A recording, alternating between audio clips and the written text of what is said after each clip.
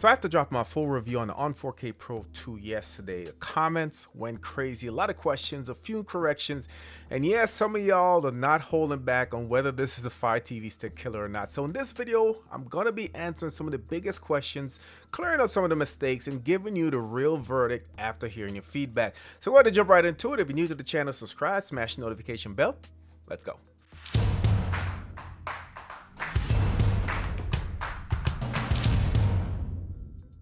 First, quick correction because y'all definitely caught me slipping.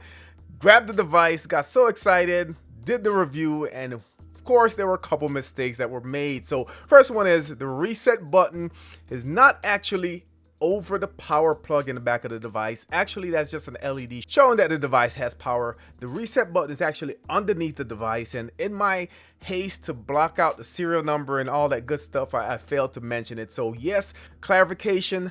The reset button is under the device, not on the back of the device.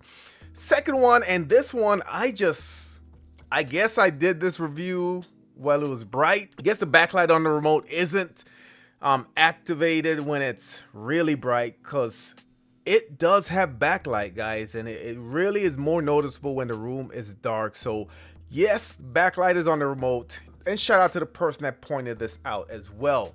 All right, so let's jump into the controversy. The big one, of course, is USB 2.0 and 100 megabits LAN.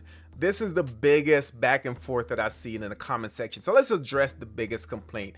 No USB 3, no gigabit Ethernet, and honestly, I get it. A lot of you said it would have been a no-brainer upgrade if they included USB 3.0 as well as gigabit LAN. Now, realistically, the reason they didn't is simple. It's cutting the costs. And I pointed this out in a couple of the comments. If they were to add USB 3 as well as gigabit LAN, but price the box at about $90 to $100, would you still think this is a good bargain? The device is trying to stay budget friendly in a budget friendly lane, and those upgrades would have probably pushed the price up. When you look at the Google TV streaming 4K, sits around $100. A lot of folks don't even consider it just because of the price tag. So if you're just streaming Netflix, YouTube, Disney Plus, and even Plex, the Plex player, not the server, you're probably not gonna even notice the limitations, guys. Now, if you're trying to run large 4K files from a USB or SSD, USB or hard drive, yes. If you're using external SSD heavily, yes. Or build some sort of a mini server where this box is set to actually serve content, then you might see that limitation. But in my original review video, I was able to run a 4K file with no issues from a USB drive. So take it for what it is. It did work with no issues. Next topic, the On 4K Pro 2 versus the Plus that was released last year. Which one is better? A lot of you said that the Plus is a better value, and honestly, depending on your case, this might be true, but here's the breakdown. The pros for the On 4K 2 Pro is more RAM, so 3 gigs versus 2, more storage, 32 gigs on this, hands-free voice so you can talk directly to the box, Find My Remote, slightly more premium feel, as well as your built-in Ethernet. As far as the On 4K Plus, the pros there, it's $20 cheaper, give or take. Similar performance, I believe they have the same chip, so similar performance, and it's also better value if you purchase in multiple devices. So if you're just streaming, go with the Plus, you're gonna save money. If you want more storage, smoother multitasking, extra features, go with the Pro 2. This is not a massive performance upgrade, but it's more for the features that includes on the Pro. Because I put a Fire Stick killer, and a lot of folks are saying that everything cannot be a Fire TV Stick killer. And in all honesty, it's hard not to kill a Fire Stick nowadays. I think they pretty much kill themselves. So the reason people, as well as myself, are saying this is a Fire TV Stick killer is because you're not going to be ad heavy like the Fire TV Stick user interface.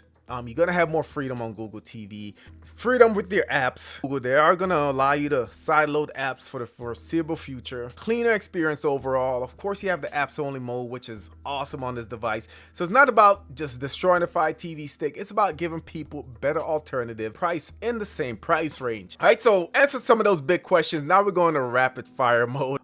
First one, can USB port play files from your drives? The answer is yes. Remember, I did run a 4K video on it, work with no issues. Can you run a Plex server on it? You cannot run a Plex server on it directly like the NVIDIA Shield TV, but if you were to set up some kind of a share or something, you might be able to do that, but I would not recommend it, just the fact that this is a USB 2 device. Does a remote finder work if the battery dies? And the answer to that is no. If the battery's dead, you're pretty much out of luck. Can you turn off USB when sleeping? So let me go and jump into that and see if that's an option. So for that question, I've gone through all the different settings. Normally it's under the sleep setting. So if you go to system and you go to either ambient mode, you can see your options there. All right, personal, nothing about USB. Shut off timer doesn't have any options. I thought it might be in developer options, but after playing around, I didn't see it. But what I'll do is I'll keep digging on this. I think it's got to be one of these USB settings within developer options. I just haven't been able to find it yet, but I'll follow up on that question once I have an answer for you. The next question is, does this support DTS pass-through? It does not officially support DTS pass-through or lossless DTS HD pass-through. However, what it often does is transcodes them into digital plus instead. So again, I think this is something that we saw with this particular chip, where this chip itself doesn't do a good job with this. But I do know that I did review the Buzz TV G series the other day, and it did do all of that, so just keep that in mind. Next question, apps only mode. A lot of you love this. This is a super underrated feature, and let me just quickly jump into it again. You go to your settings, you got to go to your account and profiles, click on the account, and you're going to go all the way down, turn on apps only mode. All right, it's going to give you a warning. Now when you go back home, guys, you won't have all the fluff, you won't have the recommendations, you won't have coming up next. All you'll have is the apps that you want, the apps that you've downloaded, and that's it, guys. Just makes for a cleaner user interface. To switch it back, we're going to do the same thing in reverse. We're going to go to our settings, accounts, click on the account, and go all the way back down, and you just turn off apps only mode. A lot of you guys in the comment section love this, didn't know that this was a feature. All right, so another question is about the mic. Some of you mentioned that turning off the mic on the device can affect in-app voice input. So I'll definitely test this right now just to show you guys how this works. So what I'm going to do, I'm going to head over to the device. I'm going to switch the microphone button to off, and then we're going to get into some app and see if I can input directly from my remote. All right, so microphone turned off. We're going to click OK. All right, now we're going to go into, let's just go into YouTube. That's the easiest one. All right, so we're going to search there. And what I'm going to do is just hit the mic button on the remote and see if it works. Triple M reviews. All right, so seemed like it worked for the most part. Let's go into the App Store and we'll try it there as well. Download, test. All right, so it looked like it's detecting it, then it's cutting it out. But I wonder if that's a limitation of the App Store. Downloader. Okay, so nothing there when I press the remote. Let me flip the switch back on and try it again and see if that makes a difference.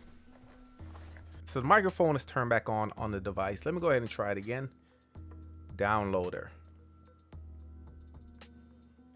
Interesting. Let's go back. So with the mic muted, it did work when I went into YouTube, but it didn't work when I went into the App Store until I flipped the mic on. So that's kind of interesting. Let me turn it back off again and just try it. I hope this is not a fluke.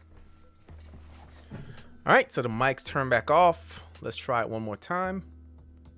Download. Down. Okay. So person who pointed this out in the comment section, looked like there's some inconsistencies, because like I said, I was able to do it in YouTube with no issues with the microphone muted on the device. However, when I went to the App Store, it wouldn't work without it. So hopefully this is just a bug that they're looking to fix here in the near future. But good catch on that one. Definitely appreciate your question. So as far as the availability, a lot of you say you can't find this in store. Yes, a lot of the folks on the West Coast said they were able to get it, but it's trickling in. It's going to take some time. Just keep checking your store. My guess is that they'll show up in store before they start showing up in the websites. So if you happen to go inside a Walmart, just go to electronics and check and see if it's there. Most of the time, you're not going to find it online until they're widely available. So final verdict, after just the feedback from everyone in the comment section, definitely appreciate all the questions. This is not a perfect device. It should have USB 3 as well as gigabit LAN, but for the price, for the features, the average streamer, it's still one of the best options out right now. Is it a Fire Stick killer? My opinion is yes. A lot of these devices are Fire Stick killers because Amazon is doing a lot of stuff that's just making it easy for their device to be overlooked. So definitely appreciate all your feedback. And on the last video, and seriously, y'all made this video a lot better, more information. Drop your comments below and I might do a part 2 of answering your questions. Of course, if you're new to the channel, subscribe, smash the notification bell. Thank you for watching, and I'll catch you on the next one.